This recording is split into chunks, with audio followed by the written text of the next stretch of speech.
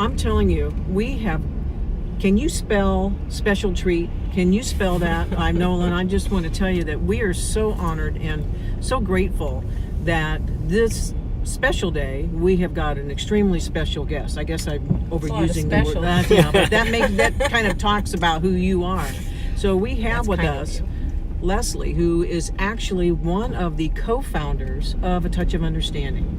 And Leslie, we're so glad that you're with us today and that you could talk about some of the amazing stories and share so much about how ATOU got started and what brought this amazing organization together. Well, I'm excited to share some of the stories that I've kind of gleaned over the more than 20 years. And one of the things I'd love to make clear is that, yes, definitely children with disabilities benefit from our workshops.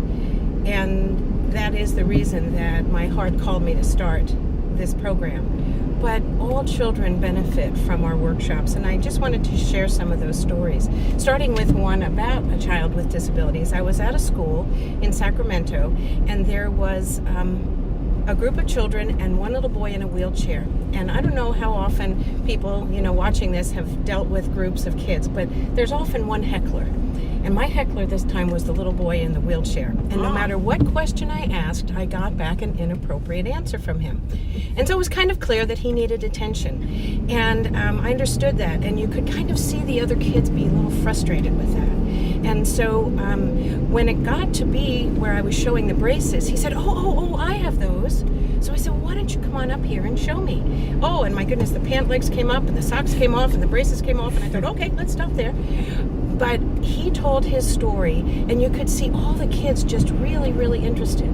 And afterwards, the teacher said to the kids as we were walking out, they said, did you enjoy this? And the little boy raised his hand and he goes, oh, yes, and I helped.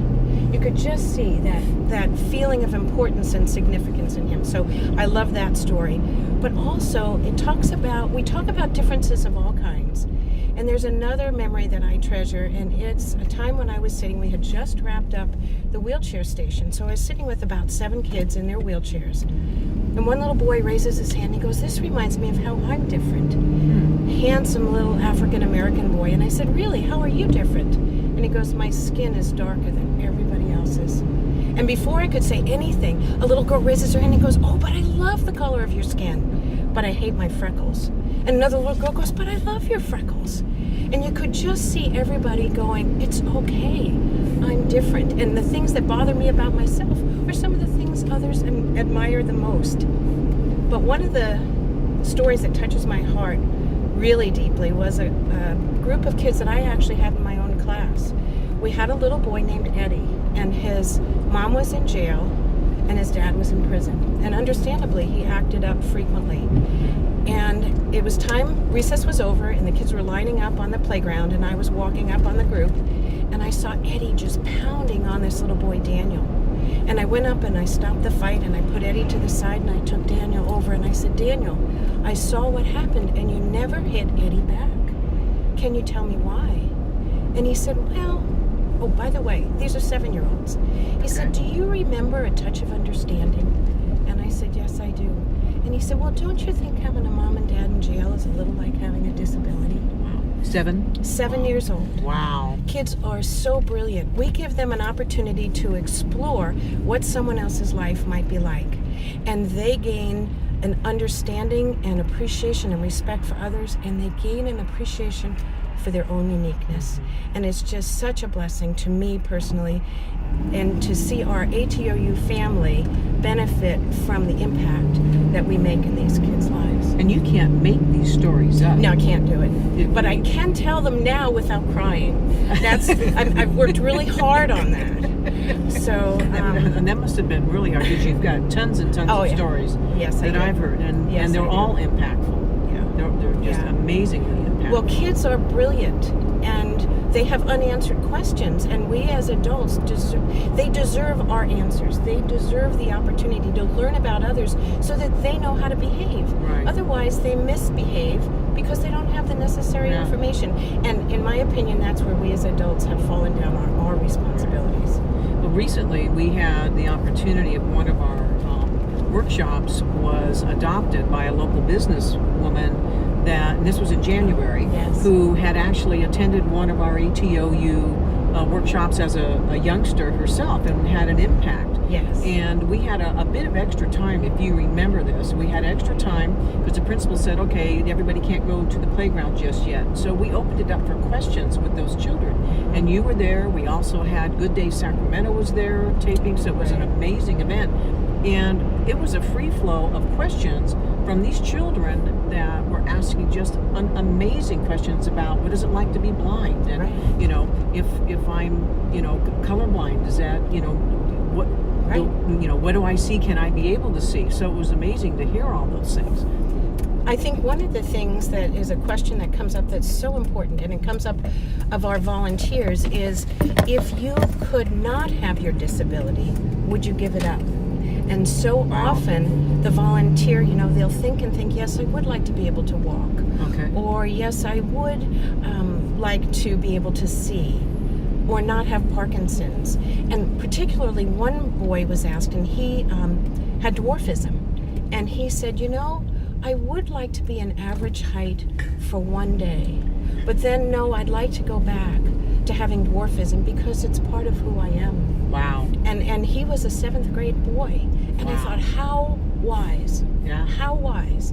So I think that's one of the biggest blessings I've experienced, is to enjoy the wisdom of children. Right. They're amazing. And the rippling effect, because that ripple, it goes on and on and on, and many of which you'll never truly realize of the lives that have been changed by a touch of understanding about what this wonderful organization that you and your dad created more than 22 years ago. So hats off to you, huge applause, and you've just created a legacy that's going to go on and on and on. So we are ever so grateful. Well, I've had the unspeakable privilege of spending my days with people that most of us just get to read about as being inspirational, and this ATOU family that will forever be a lifelong blessing to me. So thank you for your kind words, but it's definitely a team effort. It is a team effort when you created that team environment. So again, kudos to you. Now, we have a special treat for you.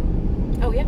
Oh, yeah. Everybody gets this amazing opportunity to have a unique yoke or joke that is told, yoke. By I'm Mr. Norwegian, Nolan. it's a yoke. Yeah, it's a yoke. Mr. Nolan, you got the yoke? I do have the joke.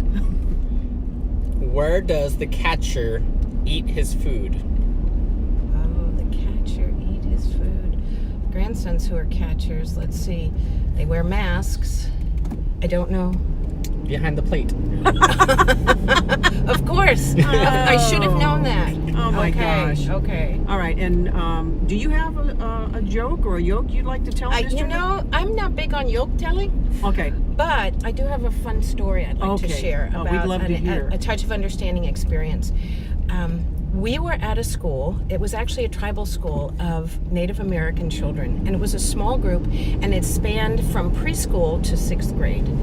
And our wonderful speaker that day was Darlene O'Brien, who you may know has blindness, and she's a beautiful, tall, strawberry blonde woman. And she was talking with this group of children, and she said, "Do any of you know anyone who's blind?"